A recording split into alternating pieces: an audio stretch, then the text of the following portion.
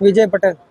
કઈ જગ્યા પર ઘટના બની છે? નિર્મલ હોસ્પિટલના બાજુમાં સિવિલ 4 રસ્તાની બાજુમાં નિર્મલ હોસ્પિટલ છે, જીવન જ્યોત એપાર્ટમેન્ટ છે, તેની અંદર આ ઘટના બનેલી હતી.